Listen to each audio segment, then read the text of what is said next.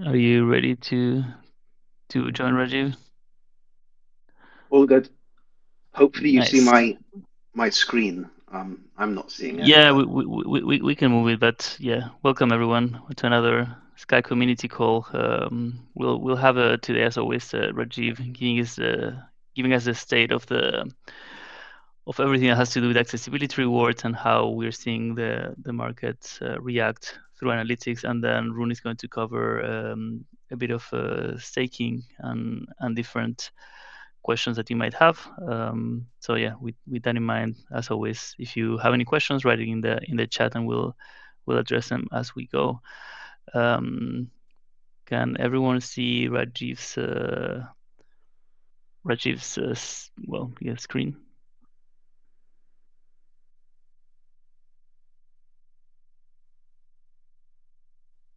Let's assume yes.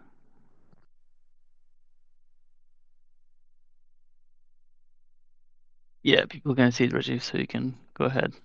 oh, thanks, Juan. So as I guess is becoming custom, I'll spend a few minutes just going over some of the demand side trends that we've been observing over the last week, and I'm going to start with sort of the wider market landscape for yield coins, as we've sort of termed them.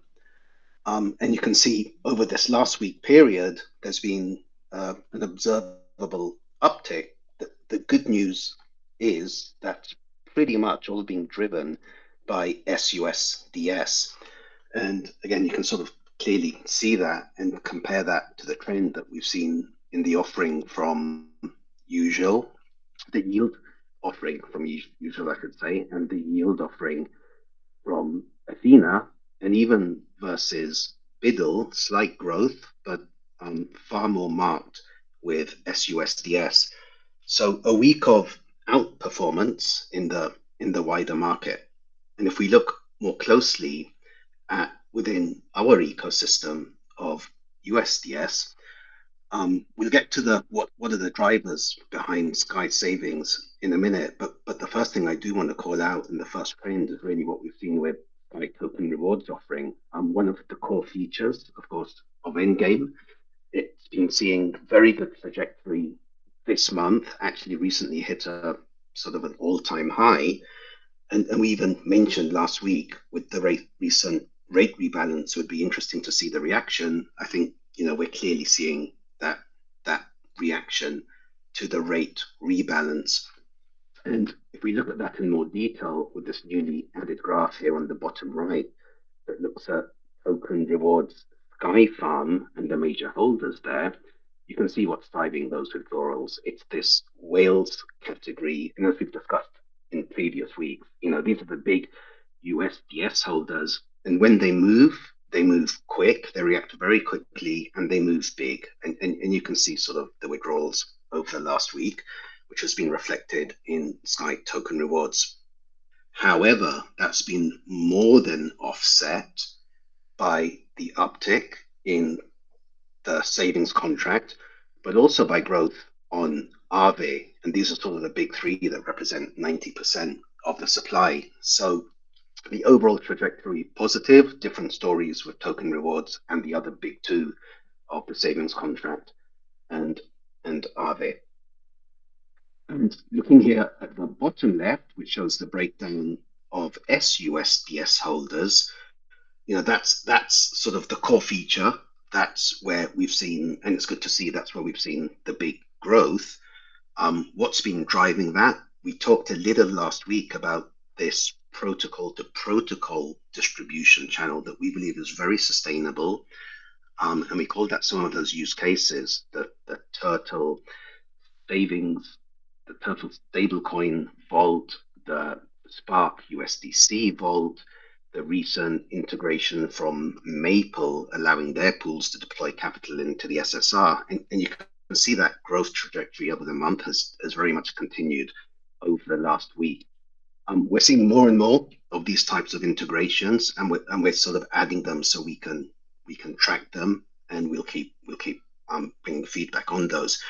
But actually, the big growth over the last week into savings has been driven by the return of the hot money, the mercenary capital It's the whales are coming back after, I think, a 5 or 6 week period where they've sort of been reducing their holdings here. And on the positive, what you'll see is, I mean, what they've been doing is we talked about token rewards. They've been withdrawing from token rewards, but they've not been withdrawing from Sky. The bulk of these withdrawals have actually found themselves back in to Sky Savings. So what we've seen from this group is repositioning from token rewards into Sky Savings, no doubt a reaction to the rate rebalance. Those are pretty much the main trends we've seen this week. So I'll pause there. Nice. Thanks for Thanks for that, Rajiv. Much appreciated. I haven't seen any questions. If you guys have any questions for Rajiv, you can feel free to shoot out. Otherwise, Rune, I guess we can start with the main topic for this week.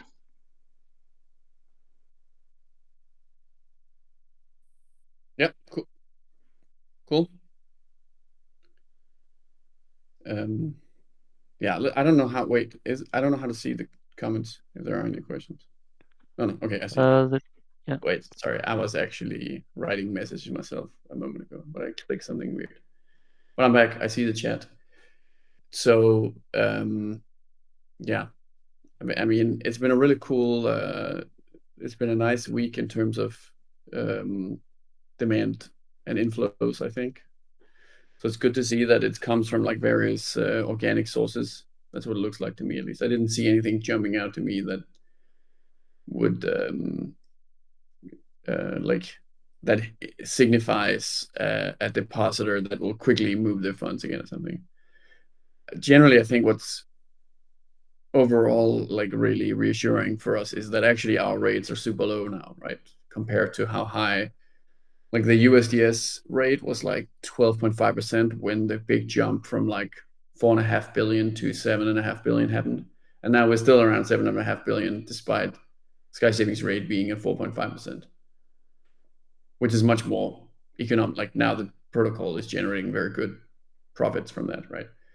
And what's really cool is that what is going to come over the next couple of months with the launch of the various stars, not just Spark, but other stars that have the capability to deploy both into DeFi and into RWA, is that should actually, or at least there's a possibility that this actually enables the protocol to generate so good returns that it starts pushing up the savings rate organically, which of course would be really great to see, right? So that the high savings rate will no longer be a result of just like overpaying, but rather it's like organically sourced returns that are basically derived from the fact that the stars are so good at finding the best yield opportunities and deploying into these opportunities, and then even making sure it's a proper risk adjusted return with credit enhancement, because the stars will be putting up risk capital to generate all those returns and ultimately fund the savings rate. Okay, so now today is going to be a little bit more of a just Q&A with me for the most part. I mean, I will go through something pretty major, and I'm guessing there's going to be lots of questions. And you may actually not have seen the news just yet, but it's right there on the forum. So you can all go and check on the forum right now, or you can just wait a couple of seconds, minutes, and I will explain it all, right? But so the main topic of today is to talk about Sky staking, because that's a really important fundamental feature of Sky and of the treasury management function, and basically how like sort of Sky reaches its end game, right? Where it gets frozen in time and all the features sort of locked down, and you have these reliable value drivers of the protocol that will last permanently. Then there's a bunch of other things to discuss related to that, because alongside the launch of Sky staking, there's the whole MKR to Sky migration upgrade. Sorry, so the MKR to Sky upgrade is getting finalized, as I like to put it. Right, that it's been underway for a long time, but there's been a couple of fundamental protocol features that have still been tied to MKR, and all of that is now being resolved through this new proposal that was just posted by Atlas Access. Yeah, so the link was just posted here, right? And I'll just quickly go through the 5 major changes that are written in that post, but then from there I will dive into the staking component specifically. So the number one change, and what actually is sort of, I mean, I guess from a kind of a foundational perspective, this is actually what's most important, right? And that is the transfer of the governance authority of the system from MKR to Sky. So from like a security perspective, this is a huge deal. This is the most high stakes and like risky activity you can possibly do from a technical perspective to the protocol. And it's something that I know that the security teams, the smart contract teams, they've all been working on this like day and night for months to prepare for this, because it's just such a major change. And it's really, it only happened 2 or 3 times before in the history of the project, which of course is, I mean, that's actually lots of times if you compare to like normal DeFi protocols that tend to just test and prod, right? Or you know, do something like doing something you've already done once before is usually not considered high risk. But for Sky, it's just, you know, like things should really be held to a higher standard. And this is the core governance authority, right? So this is the one thing that kind of holds up the whole system. But so that's getting migrated. And once that is migrated, that basically unblocks a lot of technical hurdles and also like coordination issues related to the general token upgrade of MKR to Sky. So the second major change, in addition to migrating the governance authority, transferring it from MKR to Sky, is, yeah, it's like it's kind of the upgrading and modifying the upgrade and like basically the upgrade functionality that allows MKR to upgrade to Sky, modifying it in such a way that it's one way. So you can only upgrade from MKR to Sky. There will be no way to downgrade from Sky back to MKR. And this is essential for ensuring, like, incentivizing liquidity on exchanges to migrate. So this has been like the big blocker that has prevented exchanges from like really considering even supporting Sky up until this point. And then, oh yeah, I'm sorry. So in terms, the timeline is that this will happen probably around May 15 to 19, and it of course depends on like a lot of factors. But this is like the kind of the expected go live date from the proposal, and it's even like specified in Atlas. And then, I mean, and then if the proposal goes ahead, then and everything goes as expected, then my guess is that around 2 to 3 weeks after the upgrade of the governance contract, then Sky Staking will be activated. And I don't think the timing is exactly specified in the Atlas edit proposal. So I'm just guessing that that's about how much it will take to follow up with another executive vote, because like the most crucial security changes will be made in the first executive vote, right? That does a state change to the protocol, and then what we actually are interested in, right, which is of course the staking and all of that, that's coming right basically in the executive vote right after, if everything goes to plan.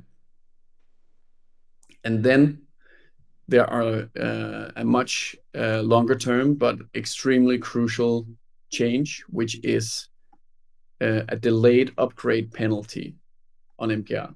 So this is basically a mechanism that is going to force all MKR holders to upgrade, but in like a sort of, I would say, a very graceful and like slow way, with lots of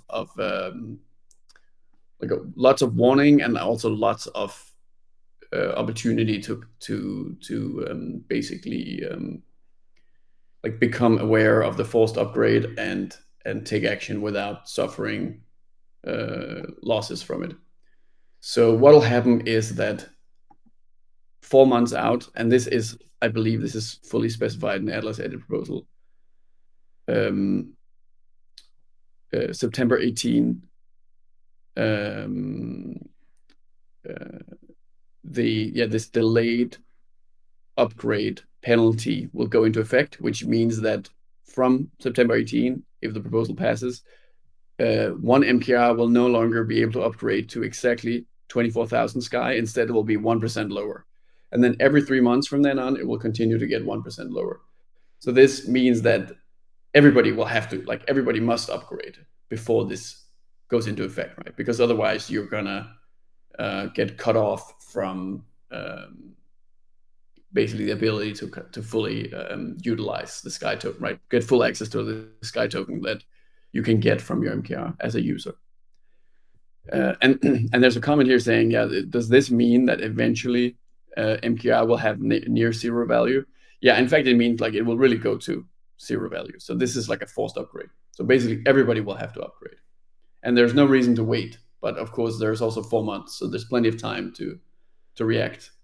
But there's no reason to even wait beyond, like, after the 4 months. So the reason why it's not 100% penalty, I mean, or rather why that would, generally, I think that would be a bad approach, is because there's just still going to be some people that simply aren't aware of it. And then by having this like very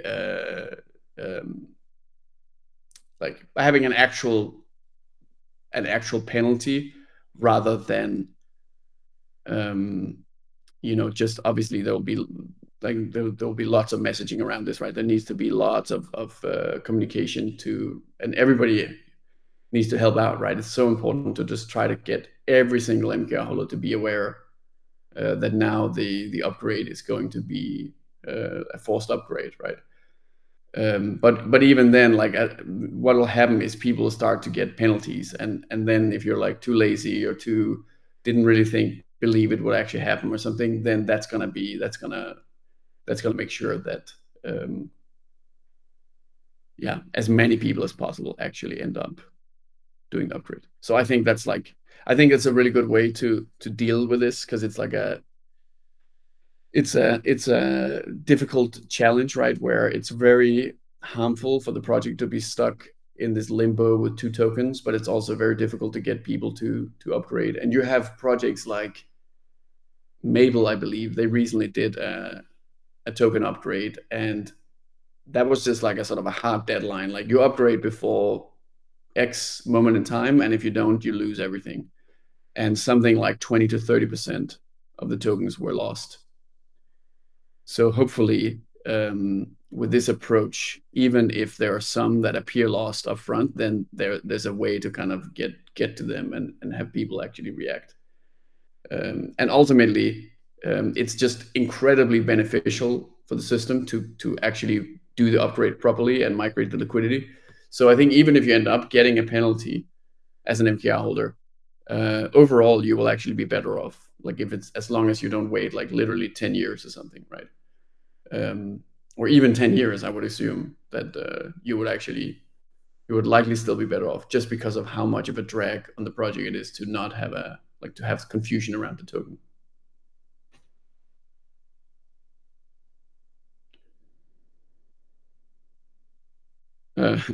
So the last thing I just want to mention is also that temporarily liquidations on the Sky Vaults will be disabled for the new Sky staking, and that's simply because you have the one-way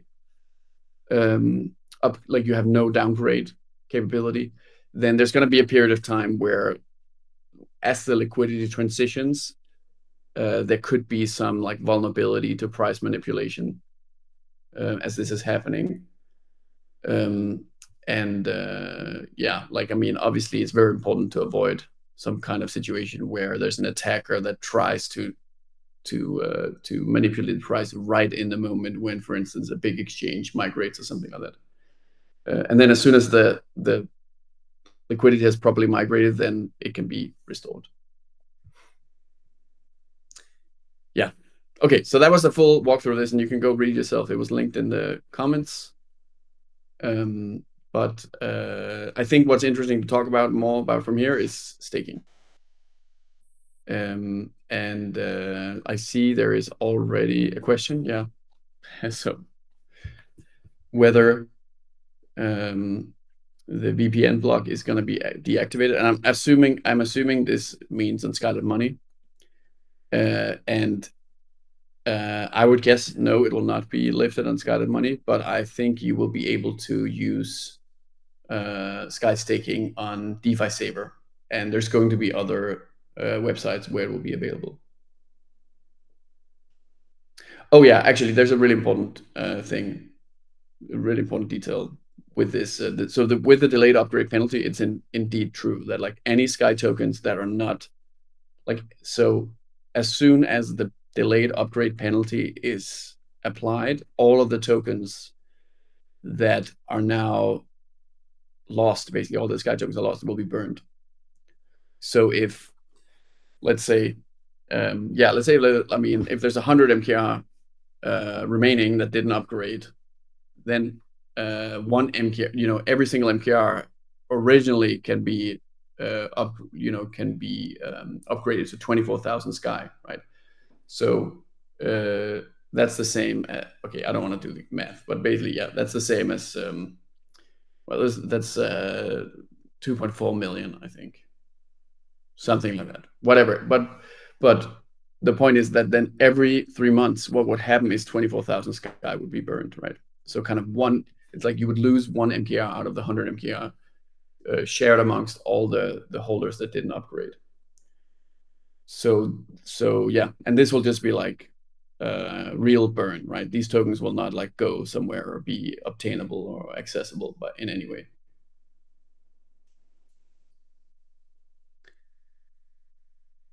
Yeah. But yeah, okay. So as it comes to staking, yeah, it will be available in many different places.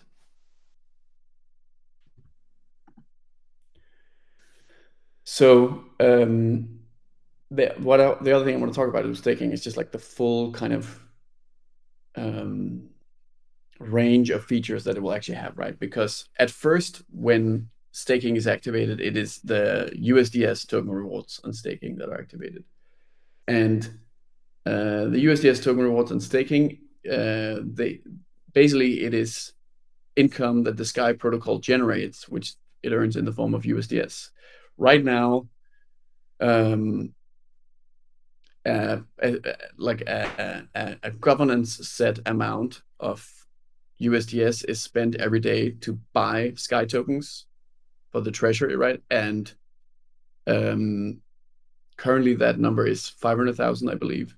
And then what will happen with this proposal is something called the splitter will be set to 50%. What that means is basically half of the 500,000 USDS per day gets distributed to Sky stakers rather than going to the buyback. And this will then change over time. Like these are not final values, right? And in fact, it will eventually be set to be equivalent to the equations that are in the Sky treasury management function. Of course, that'll get updated more, so it's not going to necessarily be exactly the numbers that are in the posts right now. That's like a future proposal to really like finalize that. And the switch to the Sky treasury management function only happens like at the after a lot of more things have been developed, a lot of things have been prepared, so that the system really is able to switch towards this like much more autonomous form of operation at the end of this year. And then what happens is basically fixed core expenses, they are all spun off onto stars and executor agents, and then the income, the protocol income after paying savings rate and all of these like recurring expenses then go through the treasury management function and is like distributed to protocol, like to various protocol needs. And that also includes then like the vast majority of it, in most cases, going to the smart burn engine and the Sky staking. But in the short run, the way that Sky staking will be determined is not going to be that sophisticated, and it will just be like this continuously updated governance set parameter. And initially, I think it's like it's going to be quite like an attractive number in USDS per day. And a reason for this is also because SBK still hasn't launched, right? So while SBK hasn't launched, it makes sense for the USDS staking rate to be relatively high. But then what's going to happen is once SBK launches, that's actually when things start for real, because the thing that's going to make sky staking actually attractive, especially in the short run, like in the next 2 years in particular, is actually going to be the star tokens that you can get from sky staking rather than the USDS. And I think everything now points towards what will happen is that right when Spark launches, that'll be after staking has gone live, and then it will mean that immediately when SBK launches or within a few days, it will be possible to also then get SBK tokens as a sky holder from the same interface, right? So when you go, so you would have to go to you could stake immediately as it becomes available, and then when the SBK token launches, you can then go back to the interface you used. That could be Sky.money or Spark.fi or DeFi Saver or Oasis or some other front end that supports it. And this can then you can then choose if you want to receive SBK tokens for your staking instead. And so I think this is going to make it like a very attractive way to generate rewards, right? Because you can actually get rewards in different of different types.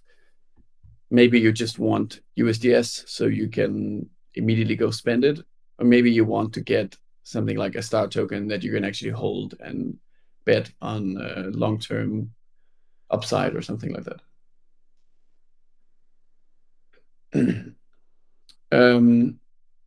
Yeah, so there's no connection between the SBK token launch and the staking upgrade. It's also not like it could potentially happen simultaneously, but that's definitely not a given. And obviously, it's not like there's no clarity to provide on exactly when SBK launches, other than it's happening soon. Yeah, and I mean, the things that have been delaying SBK launch has just been a lot of different factors, right? And I think that the single most important thing is just generally making sure that it has liquidity when it launches, right? That's really, I think when you launch a token, then that's the most important concern. So it's very often like you sort of, yeah, it's just like with anything you do in like tech, it's like first you build all the tech and you get all the code and all this stuff, and then you maybe care about like the legal setup and you get all of that done, and then like it's all ready, but then you realize, wait, you can't just like drop it. It makes a difference like how it launches, right? So I think the Spark team is really putting a lot of effort into trying to make the token launch itself successful, and just, I guess, in particular, trying to avoid pitfalls that could make it like a dud, right? Because that would be, of course, I mean, that would be bad for Spark, obviously, but it will also be a problem for Sky as a whole, because there's going to be many more Star token launches following after Spark, right? So it's going to really set the standard and set the first impression. So there is this, like there are this category of stars that are all coming out and all being worked on, called the Sky funded Genesis stars. Or well, actually, they're called Genesis stars, and then some of them are Sky funded. And the Genesis stars that are Sky funded, they are the ones where the tokens, a large portion of the tokens go to the Sky balance sheet, essentially. And then they're distributed slowly through staking and through USDS farming over the course of 10 years. With like 50% of that amount distributed over the first 2 years. So it's really like in the first like 4 years, that's when there's going to be a lot of rewards, and then after the first 4 years, there's another 6 years with like a smaller amount of rewards coming up. And Yeah, Spark is the first one. There's going to be a number of other ones coming after that, and they're all like these very high impact, like business cases that are so essential and going like and are so value that is such a high likelihood of significant value generation that it really makes sense for Sky itself to capitalize them and then to get the tokens, both in order to just like get basically exposure to those tokens and make sure that Sky holders can get them through staking and so on. But then also because obviously having Sky directly capitalize these and distribute other tokens to the community is going to make them give them higher chance of success, which is then going to benefit the whole ecosystem just through like getting some good growth going. And then so you can get all of you can stake and get all of these different star tokens as rewards once it comes out. You can also get the USDS as rewards, and that's like the permanent rewards, right? So USDS tokens will just always be available for rewards, right? And you can stake your Sky tokens and hook them up to USDS rewards, and they will last forever, especially with the Sky treasury management function in effect. Then the whole system will be set up that there will always be a portion of its income that will go to staking, and there will be very little that will go to expenses.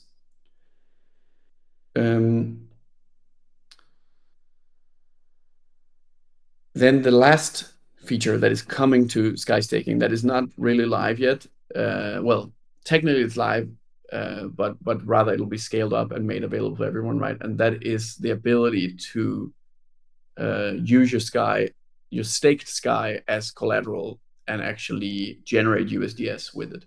And so right now this is possible through what's called a seal engine, and initially the same capability will also be migrated over to Sky Staking. But the problem is it has like a capped debt ceiling. And the reason for that is because right now the protocol itself is funding the debt in the seal engine today. And that's of course suboptimal. I mean, even though it's generating, right now the fee is extremely high, right? So it's 20%. So it's very expensive to borrow right now. But it also means that the protocol basically has like almost 50 million less in risk capital than it could have essentially. And basically then like the next major thing that's coming to Sky Staking after the launch of the staking itself, and this will happen alongside the rollout of all the various star tokens being available as staking rewards, is the system known as YUSDS, which is basically an entirely new like token, like a new sort of stablecoin like product. And it's essentially like it's an alternative to SUSDS that provides a higher return with some higher risk. And the reason why it has a high risk is then because this token is used to fund the risk capital that is generated through the staked Sky positions. And so then once that goes live, there's some rate will equilibrate that I would assume will be less than 20%, but more than the Sky savings rate. And then everybody that want to hold USDS will want to get a bit extra return. They can buy the YUSDS token, and then everybody that wants to stake and then also wants to unlock liquidity of the Sky they're staking, they can then generate USDS, and through that, like basically by tapping into the YUSDS liquidity pool. Okay. Yeah. And so upgrading MKR to Sky, that's going to be available on multiple platforms. I don't know if it's available in Spark, but it's available on DeFi Saver right now. So if you do it right now, you are like completely free, like you're safe from the penalty, and you can do it on DeFiSaver.com. I think you can do it on Oasis.app. Sorry, Summer.fi. Wow, that's a big throwback there. Yeah, Summer.fi. And other platforms as well support this. And there's gonna be lots of like communications and support and there's gonna be basically a 4-month long campaign to support this, right? And that's of course essential to make sure that people really have as much of a chance as possible to get the upgrade done in time. Okay. One more question, it seems. Okay, so wouldn't it be interesting to ensure that all these new star tokens had their most liquid pairs with USDS? I mean, yes, and potentially there are some kind of incentives that will help make that happen. But also, ultimately, I think from the perspective of Sky, the most important thing is to just make the Sky Agent framework and stars tokens and stars as attractive as possible to builders.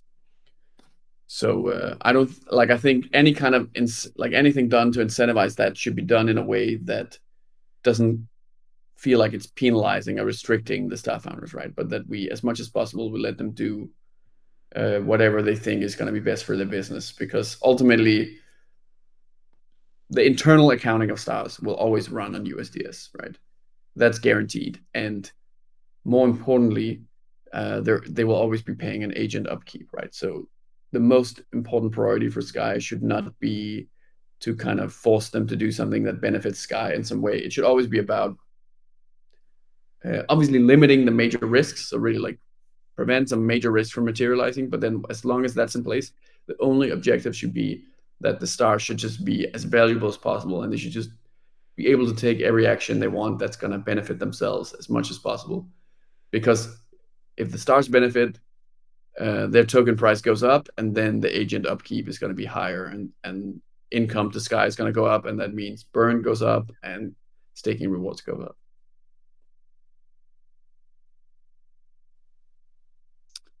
All right. Yeah. Any more questions? Otherwise, of course, you're always welcome to come to the Discord and ask questions there. And there's this whole post, right? And you can go to the forum, check it out, and continue the discussion there. Yeah, thanks Rune for everything, and thank you everyone for attending. We'll see how this went, and leave comments as always. Awesome.